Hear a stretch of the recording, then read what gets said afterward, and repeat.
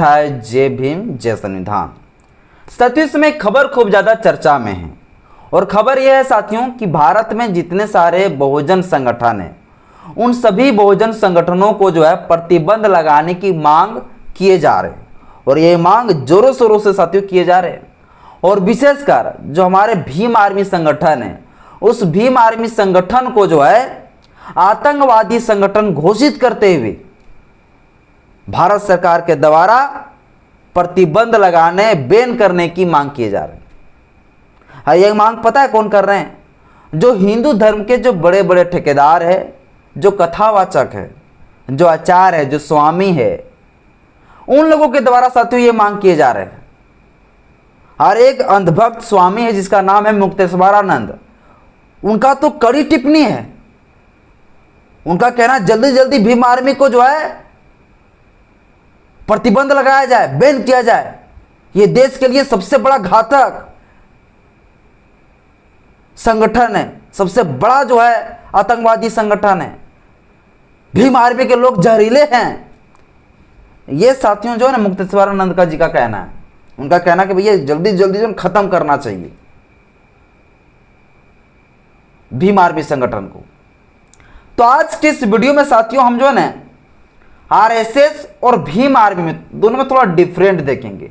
कौन है असली राष्ट्रवादी और कौन है असली आतंकवादी संगठन? क्या आरएसएस आतंकवादी संगठन है या भीम आर्मी आतंकवादी संगठन है? क्या आरएसएस जो है राष्ट्रवादी संगठन है या भीम आर्मी राष्ट्रवादी संगठन है? ये सारे कुछ साथियों आज के इस वीडियो में बताऊंगा।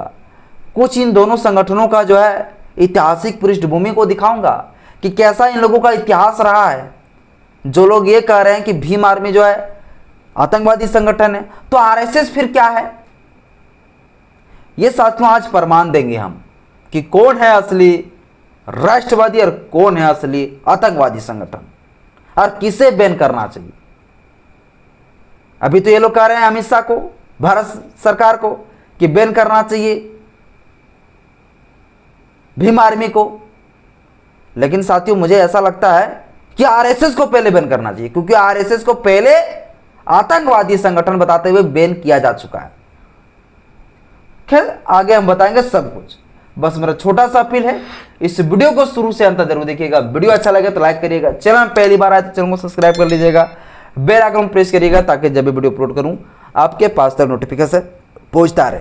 आज के इस वीडियो में साथियों जो भी बताएंगे थोड़ा मोड़ा रेफरेंस के साथ आप आपको बताएंगे। ऐसे नहीं कि हम कुछ भी मन से बोल दिए, वैसे नहीं, रेफरेंस के साथ बताएंगे, समझिए। और इस वीडियो को एक चीज़ और बता देते हैं, अगर कोई आरएसएस बजरंग दल वाले अगर कोई वीडियो देख रहे होंगे तो मैं उनसे कहता हूं कि वीडियो को पूरा शुरू से अंत तक जरूर देखिएगा। एकदम हम न्यूट्रल में बात करेंगे भाई, किसी पक्ष पार्टी नहीं, लेकिन ध्यान से समझिए इसको, हम बोलना क्या चाह रहे हैं, हम कहना क्या चाह रहे हैं। कौन है भैया आखिर असली राष्ट्रवादी और कौन है असली आतंकवादी? देखिए आज हम समझेंगे आरएसएस और भीम आर्मी। क्या आरएसएस और भीम आर्मी, इन दोनों में जो है आखिर कौन है असली देश का जो है राष्ट्रवादी और कौन है असली देश का आतंकवादी? समझिए आरएसएस, जिस आरएसएस की स्थापना जो है 27 सितंबर 1925 में हुई। 27 सितंबर 1925 में इसकी स्थापना हुआ। और इसकी स्थापना साथियों कहाँ हुआ? तो महाराष्ट्र के नागपुर में। महाराष्ट्र के नागपुर में जो है इसका भी हेडक्वार्टर भी है वहाँ, है ना। यहीं पे इसकी स्थापना किए गए। और ये स्थापना साथियों किसके द्वारा किए गए तो आपको पता होगा शायद, केशव बलिराम हेडगवार, इनके द्वारा साथियों ये संगठन की स्थापना किए गए। केशव बलिराम हेडगवार, याद रखिएगा। कब हुई इसकी स्थापना? 27 सितंबर 1925 को। और ये जो स्थापना किए गए क्यों किया गया, इसका वजह है साथियों, इसका स्थापना करने का पर्पस था, इनका एक विचारधारा कई सारे। पहला विचारधारा था कि देश में मनुस्मृति होना चाहिए, देश में कोई संविधान नहीं होनी चाहिए। पहला विचारधारा इनका ये था। इस विचारधारा पर ये पूरी तरीके से आरएसएस चलता है। इनका पहला विचारधारा कि देश में मनुस्मृति होना चाहिए, देश में कभी भी संविधान नहीं होनी चाहिए। दूसरा, देश को किसी भी हालत में हिंदू राष्ट्र बनाना है। क्या बनाना है? हिंदू राष्ट्र। राष्ट्र कैसा बनाना है? हिंदू वाला राष्ट्र, यानी कि आप इसे हिंदू राष्ट्र कह सकते हैं। पहला विचारधारा इसका मनुस्मृति देश में लागू करना। मनुस्मृति रहेंगे तो देश क्या बन जाएगा? हिंदू राष्ट्र ऑटोमेटिक। तो दूसरा विचारधारा ये। तीसरा विचारधारा इनका था साथियों कि देश में जो अल्पसंख्यक है, क्या था? अल्पसंख्यक जो है, अल्पसंख्यक, इस अल्पसंख्यकों को भारत में रहने का कोई राइट्स नहीं, कोई अधिकार नहीं। इनको किसी भी हालत में देश से भगाया जाए। अल्पसंख्यक कौन आते हैं? माइनॉरिटी आते हैं। और अल्पसंख्यक कौन आते हैं? बुद्धिस्ट। और कौन आते हैं? और भी कई सारे धर्म हैं जो माइनॉरिटी में आते हैं। तो जिस धर्म की जनसंख्या क्या हो, पूरा कम है, उन लोगों को ये लोग देखना नहीं चाहते। कौन नहीं देखना चाहते? जो हिंदू धर्म वाले लोग हैं, जो ये बलिराम हेडगेवार जिन्होंने जो संगठन को ये बनाया, उनका विचारधारा सत्य ये है। बलिराम हेडगेवार साहब जो है, ये बलिराम हेडगेवार जो है, ये ब्राह्मण थे। कौन थे? ब्राह्मण थे। कौन थे? ब्राह्मण। अब इन्होंने जो है मनुस्मृति वाला विचारधारा के तहत जो है पूरी संगठन को बनाया। इनका काम है था भैया कि देश में धार्मिक संप्रदाय करना, इस देश में सिर्फ एक पार्टिकुलर जो है धर्म को जो है सर्वश्रेष्ठ बताना और दूसरे धर्म को टारगेट करना। और इन लोगों ने जो है धार्मिक संप्रदाय करने के लिए क्या किया? ट्रेनिंग दिलवाया। क्या किया? ट्रेनिंग के लिए जो इन्होंने काम करना शुरू किया, प्रशिक्षण इन लोगों ने देना शुरू किया। और प्रशिक्षण में क्या क्या होगा? तो प्रशिक्षण में इन लोगों ने एक ड्रेस की व्यवस्था किया, ड्रेस जिसमें पैंट हो खाकी कलर का और ऊपर हो शर्ट सादा कलर का। खाकी कलर कौन पहनते हैं? पुलिस, इंडियन आर्मी, ये लोग खाकी पहनते हैं। लेकिन ये लोग बोले कि हम देश का सेना है, हम भी एक सेना है, आरएसएस भी क्या है? एक सेना है। इन लोगों ने भी क्या किया? डुप्लीकेट कर लिया। आखिर आर्मी का, पुलिस का डुप्लीकेट कौन करता है? आतंकवादी करता है। क्योंकि आप लोग नक्सली लोग को देखते होंगे, पुलिस के वर्दी जैसा पहनते हैं वो लोग। कौन करते हैं बताइए? डुप्लीकेट नक्सली लोग करते हैं, आतंकवादी लोग करते हैं। इन लोगों ने भी क्या किया? खाकी वर्दी को डुप्लीकेट कर लिया, यानी कि पुलिस की वर्दी को डुप्लीकेट करके इन लोगों ने ट्रेनिंग देना शुरू किया। हाथ में हथियार दिया। क्या दिया? हाथ में हथियार देकर इन लोगों को ट्रेनिंग दिया गया। अभी महिलाओं को भी ट्रेनिंग दिया जा रहा है हथियार देके। इनका विचारधारा देखिए कैसा है। हथियार दिया हाथ में, मोटा मोटा लाठी दिया, तलवार दिया, फरसा दिया, बंदूक भी दिया, सारे हथियार जो है इन लोगों को दे दिया गया। चलाओ, सब ट्रेनिंग दो, प्रशिक्षण दो। और सबको साथियों इस प्रकार से प्रशिक्षण दिया। अच्छा, इस प्रशिक्षण की जरूरत क्यों है भाई बताइए? अगर असली राष्ट्रवादी है, असली देशभक्ति है, तो भैया आपको बॉर्डर में होना चाहिए। और बॉर्डर में हमारा देश को सुरक्षा देने के लिए आर्मी काफी है, बीएसएफ काफी है। सरकार जो भर्ती करा रही है, आर्मी, बीएसएफ, सीआरपीएफ, ये तमाम जो करवा रहे हैं। और देश के अंदर किसी प्रकार के कोई भी अगर क्राइम होता, अपराध होता, तो उसको सुलझाने के लिए पुलिस काफी है। तो फिर आप लोगों को यह हथियार क्यों दिया जा रहा है? आप लोग क्या पाकिस्तान से, चाइना से लड़ेंगे? आप लोग ये तो करेंगे नहीं। तो आप किससे लड़ने के लिए हथियार का ट्रेनिंग दे रहे हैं? तो ये साथियों हथियार का जो ट्रेनिंग दिया गया ना, वो देश के ही लोगों को जो है मारने के लिए, देश के ही लोगों के साथ धार्मिक संप्रदाय फैलाने के लिए हथियार के ट्रेनिंग दिया जा रहा है। आप लोग देखते भी है। इन लोगों का एक भी जुलूस रैली देख लीजिए, इन लोगों के जुलूस और रैली में आपको क्या दिखाई पड़ेंगे?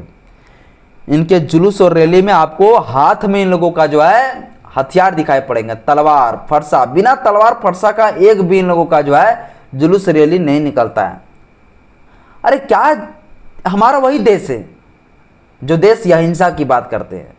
हमारा वही देश है, बुद्ध का देश है, जहां पर हिंसा को पूरी तरीके से बहिष्कार किया गया है।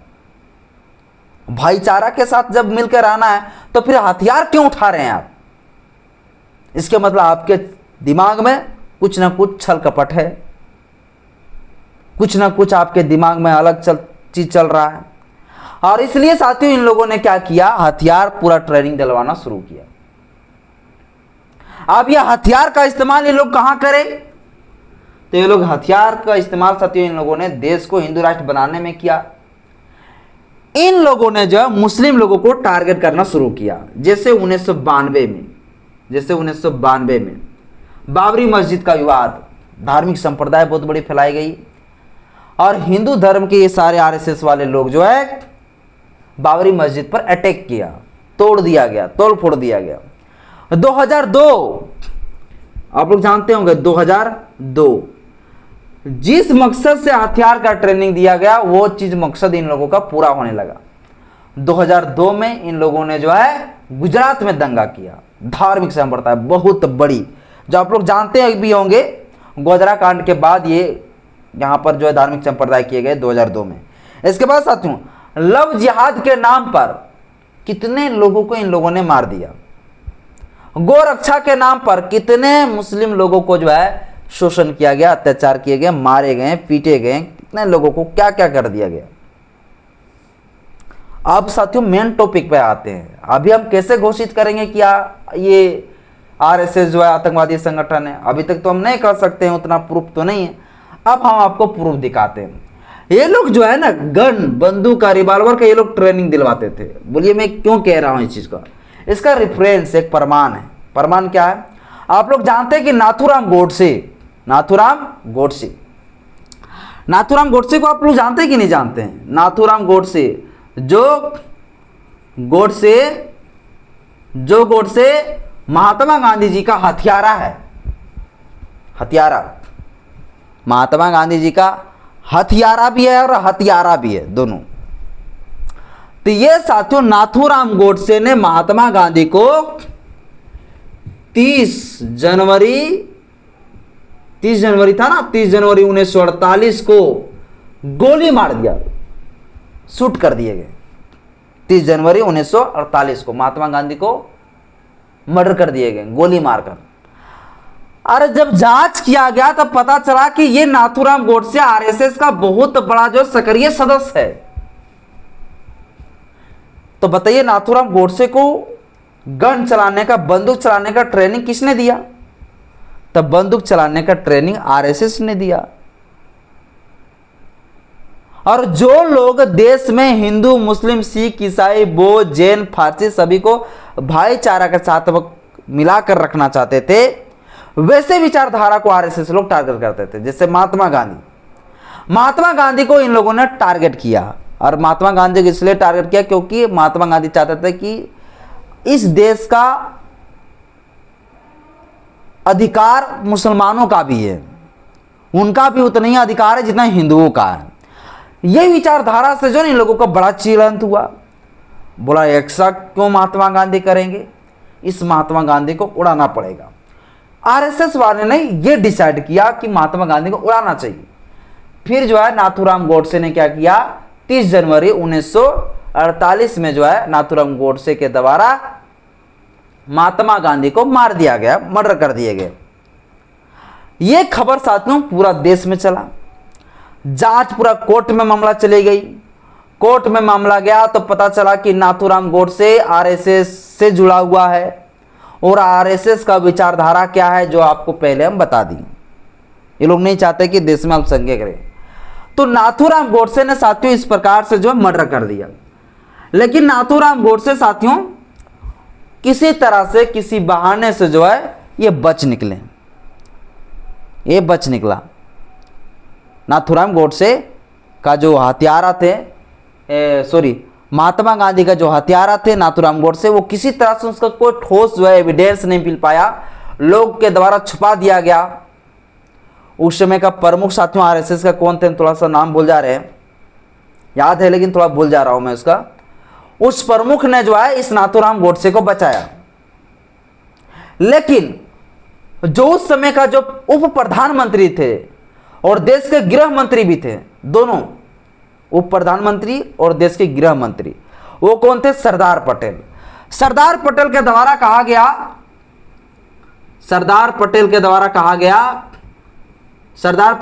कहा गया कि ये आरएसएस जो संगठन है वो एक टेररिस्ट संगठन है। क्या है? टेररिस्ट संगठन है, आतंकवादी संगठन साथियों से घोषित किया गया।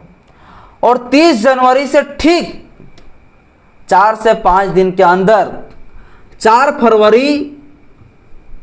फरवरी 1948 को जो है आरएसएस को बैन कर दिया गया। क्या कर दिए गए? बैन कर दिए गए।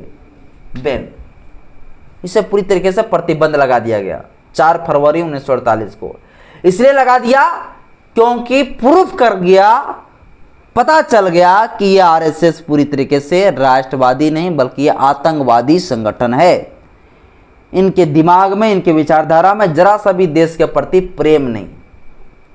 और इसलिए साथियों, जो सरदार पटेल थे, उप प्रधानमंत्री, गृह मंत्री थे उस समय का, उन्होंने जो आरएसएस पर बैन लगाया। हालांकि बाद में 1949 में जो है 1949 में जो है इस बैन को हटा दिया गया, क्योंकि आरएसएस ने काफी जो है सरदार पटेल से अपील किया। फिर जाके जो है आरएसएस से ये बैन हटाया गया कि यार आतंकवादी संगठन है, इस चीज को हटाया गया काफी अपील करने के बाद। लेकिन देश के जो उप प्रधानमंत्री थे सरदार पटेल, गृह मंत्री, उन्होंने कह दिया, पूरा प्रूफ कर दिया कि आरएसएस का विचारधारा पूरी तरीके से राष्ट्रवादी नहीं बल्कि आतंकवादी है। क्योंकि आरएसएस से ही साथियों थे कौन? गोडसे, नाथूराम गोडसे, जिस नाथूराम गोडसे ने महात्मा गांधी को हत्या किया, मर्डर किया। और उस नाथूराम गोडसे को आज भी ये लोग जो है नारा लगाते हैं, नाथूराम गोडसे का जयंती मनाते हैं। नाथूराम गोडसे को ये लोग हीरो मानते हैं। नाथूराम गोडसे को ये लोग आतंकवादी, नाथूराम गोडसे को ये लोग हत्यारा नहीं मानते। नाथूराम गोडसे को ये लोग हीरो मानते हैं, हीरो। नाथूराम गोडसे अमर रहे के नारा लगाते हैं। नाथूराम गोडसे जय की नारा लगाते हैं ये लोग। मतलब महात्मा गांधी का हत्यारा को ये लोग जो है सपोर्ट करते हैं। अब ये तो समझ लीजिए साथियों, यहां तो आप लोग समझ गए कि देखिए किस प्रकार से आरएसएस का विचारधारा है। आगे समझिए, भारत का संविधान लागू हुए कितना साल हो गए? 1950 से अभी कितना साल हो गया? 75-76 साल से प्लस, 75 से प्लस चल रहे हैं। अब 75 साल से भी प्लस जो है भारत का संविधान लागू हुए हो गए। लेकिन अभी तक आपको मैं बता दूं कि 1950 से 2002 तक जो है आरएसएस के द्वारा अपने कार्यालय में तिरंगा झंडा को नहीं फहराया गया। कौन झंडा फहराया गया? भगवा झंडा फहराया गया। भगवा झंडा, तिरंगा झंडा नहीं फहराया। जो देश के प्रति प्रेम करेंगे, जो देश के प्रति जो है प्यार करेंगे, जो देश के प्रति मान सम्मान और देश के लिए मरने मिटने के लिए तैयार रहेंगे, वो लोग भगवा झंडा लहराएंगे। तो आरएसएस का जितने कार्यालय साथियों, वो सारे कार्यालय जो है, वो सारा कार्यालय में जो है तिरंगा झंडा नहीं बल्कि भगवा झंडा फहराया गया। कितना साल तक? 1950 से 2002 तक, आने के लगभग 52 साल तक, पूरे 52 साल तक जो है भगवा झंडा हर आरएसएस के कार्यालय में फहराया गया। कहीं भी तिरंगा झंडा नहीं फहराया गया। और ये लोग कहते हैं कि हम इस देश का राष्ट्रवादी की बात करते हैं। आप लोगों को मैं पूरा प्रमाण दे दिया। हथियार कौन रखते हैं, बंदूक कौन रखते हैं, तलवार फरसा कौन रखते हैं? तो आतंकवादी रखता है। किसी के पास बंदूक आ गया, क्यों आ गया? जब वो आतंकवादी है तभी आ गया। अगर वो देश के प्रति प्रेम नहीं कर रहे हैं, अगर वो राष्ट्रवादी, उसके पास झंडा नहीं है देश का, उनके पास पार्टिकुलर एक जो है धर्म का एक भगवा झंडा है, तो इसको हम कह सकते हैं ये आतंकवादी है। तो ये साथियों प्रमाण आपको बता दे रहा हूं कि ये देखिए आरएसएस का विचारधारा कैसे है। इनका हाथ में हथियार होता है, बिना हथियार के ये लोग नहीं करते काम भैया। कुछ एक भी रैली जुलूस दिखा लीजिए जहां पे जो है ये लोग बिना हथियार का निकलते होंगे। तो आरएसएस का साथियों ये विचारधारा है। तो आप बताइए आरएसएस से आप राष्ट्रवादी है या आतंकवादी? ये आप लोग मुझे कमेंट बॉक्स में जरूर बताइएगा। अब हम थोड़ा बताएंगे भीम आर्मी पर, ये आप लोग जो है देख लिए, ठीक है ना। ये आरएसएस के बारे में मैंने आपको बताया। अब आप लोग मुझे बताइएगा आरएसएस जो है राष्ट्रवादी है या वो जो है आतंकवादी? मुझे बताइएगा किसे बैन करना चाहिए। अब साथियों मैं आपको बताता हूँ भीम आर्मी के बारे में। किसके बारे में? भीम आर्मी के बारे में। ये सब मुझे को बताने की जरूरत नहीं भाई, लेकिन अभी मांग चल रहा है बहुत ज़्यादा कि भीम आर्मी को बैन करना चाहिए, इस वरना बताने की जरूरत नहीं था हमको। भीम आर्मी साथियों जिसकी स्थापना शायद 2014 में हुआ, हालांकि जो है 2015 में जो है ये भीम आर्मी पूरी तरीके से जो है प्रचलन में आया, चारों तरफ दिखाई पड़े। अब ये भीम आर्मी का जो प्रमुख है ना वो कौन है? भीम आर्मी का चीफ कौन है? तो चंद्रशेखर आजाद रावण। चंद्रशेखर रावण यह भीम आर्मी का प्रमुख चीफ है। अब ये भीम आर्मी भैया क्या काम करते हैं, इनका विचारधारा कैसा है? तो भीम आर्मी कोई जो है इनका अपना कोई संविधान नहीं, आरएसएस के जैसा कोई संविधान अपना नहीं भाई। इनका संविधान है भारत का ही संविधान, भारत का ही संविधान साथियों। ये लोग संविधान को मानते हैं, ये लोग अपना अलग कोई संविधान नहीं लिख लिया है, भारत का संविधान को ही मानते हैं। इनका कोई अपना संविधान नहीं। इनका पहला विचारधारा ये है। दूसरा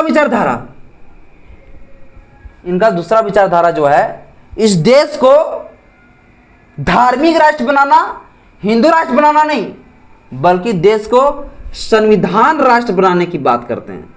संविधान राष्ट्र। और जब संविधान राष्ट्र साथियों रहेगा ना तो देश में सभी धर्मों का जो है ना सम्मान रहेगा, इज्जत रहेगा, प्रतिष्ठा रहेगा सभी का। और ये जो संगठन बनाई गई इस पर्पस से बनाई गई ताकि देश के जो गरीब तबके का जो लोग है, जिनको शोषण अत्याचार करके हर हक अधिकार से वंचित कर दिए गए और आज भी संविधान के पावर से उनको हक अधिकार नहीं मिल पा रहा है, तो उन लोगों को संविधान के तहत लड़ाई लड़के उन लोगों को अधिकार दिलाने के लिए साथियों ये भीम आर्मी का गठन हुआ। इनका विचारधारा यही था कि जो शोषित वंचित लोग हैं, जिनको आज भी संविधान का अधिकार नहीं पता है और संविधान में जो अधिकार दिए गए उस अधिकार का इंप्लीमेंट जो है उस गरीब तबके शोषित वंचित लोगों के पास नहीं पहुंच पा रहा है, उस चीजों का इंप्लीमेंट कराना, उस चीजों को एस्टेब्लिश कराने के लिए साथियों भीम आर्मी का गठन हुआ। यह संविधान के अनुरूप काम करता है। इनके हाथ में कोई हथियार नहीं होता है, इनके हाथ में कोई हथियार नहीं होता है, तलवार फरसा बंदूक रिवॉल्वर नहीं होता है। इनके हाथ में भारत का संविधान होता है। ये भारत के संविधान के तहत ये लोग लड़ाई लड़ते हैं, इस भारत के संविधान के तहत अपने हक अधिकार की मांग करते हैं। अब आप ही लोग बताइए, एक लोगों के हाथ में हथियार है और एक लोगों के हाथ में भारत का संविधान है, एक लोगों के हाथ में मनुस्मृति है और एक लोगों के हाथ में जो है भारत का संविधान है। एक लोग जो है अपने कार्यालय में भगवा झंडा लहराते हैं, तो भीम आर्मी वहीं साथियों तिरंगा झंडा लहराते हैं। कभी देखे हैं क्या कोई कार्यालय में, कोई भवन में कि 26 जनवरी या 15 अगस्त के दिन जो है नीला झंडा फहरा रहा है भीम आर्मी वाले? नहीं, तिरंगा झंडा सबसे पहले, फिर भारत का अंदर जो भीम आर्मी है सबका झंडा। पहले सबसे सर्वोपरि कौन? तिरंगा। एक हाथ में तिरंगा होते हैं तो एक हाथ में जय भीम वाले झंडे होते हैं। और ये दोनों विचारधारा हमारे देश में अभी वर्तमान समय में लागू है। तो इसी विचारधारा को इंप्लीमेंट कराने के लिए जो है पूर्ण तरीके से लागू कराने के लिए भीम आर्मी की स्थापना हुई। तो एक बात बताइए, जिसके हाथ में कलम हो, जिसके हाथ में किताब हो, वो राष्ट्रवादी कहलाएंगे? और जिसके हाथ में तलवार हो और मनुस्मृति हो उनको आप राष्ट्रवादी कहेंगे? आप किसे कहेंगे? आप खुद जो है कमेंट करके मुझे बताइएगा। तो भीम आर्मी के साथ ये लोग बैन करने की मांग कर रहे हैं, लेकिन बैन किसको करना चाहिए? आरएसएस को। डुप्लीकेट कौन करता है पुलिस का नक्सली की तरह? तो आरएसएस करता है। भीम आर्मी को अपना ड्रेस है क्या? कोई ड्रेस नहीं, जिससे मन तैसे जा अपना जो पहनते हैं घर में वही तरह चलते भाई, उसका कोई अपना ड्रेस नहीं है। लेकिन आरएसएस का ड्रेस है। जिस तरह से एक फौजी का और एक पुलिस का डुप्लीकेट करता है नक्सली आतंकवाद, उसी तरह ये लोग भी करते हैं। एक बयान में साथियों आपको बताना चाहता हूं, जो आप लोगों को पता होगा, आज से लगभग 5 से 6 साल पहले मोदी जी के सामने ही जो है ना एक आरएसएस के जो प्रमुख कार्यकर्ता थे, सक्रिय कार्यकर्ता, जिनके द्वारा कहा गया था कि जब देश की सेना के पास हथियार कम पड़ गए थे तो हम लोगों ने साथ दिया था सेना को, यानी कि इन लोगों ने साथ दिया, हथियार दिया।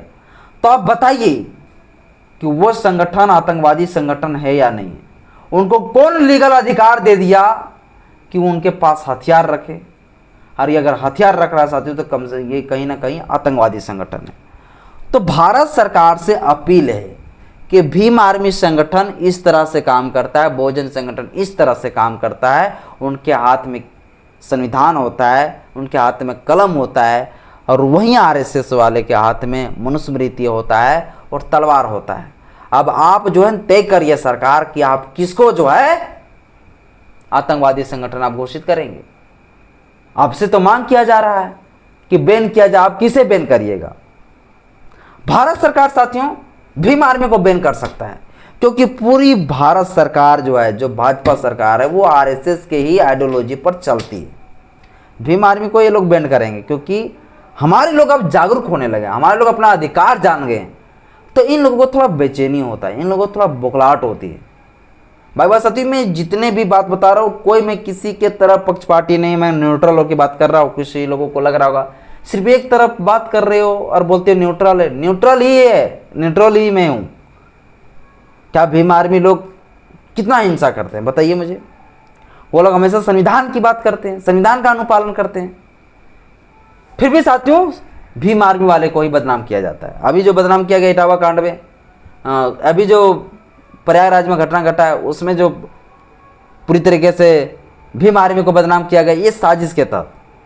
तो ये लोग चाहते साथियों भीम आर्मी जो है ख़त्म कर दे, इसलिए ताकि लोग अपना अधिकार के प्रति सचेत ना रहे, अधिकार मांगे ना ये लोग।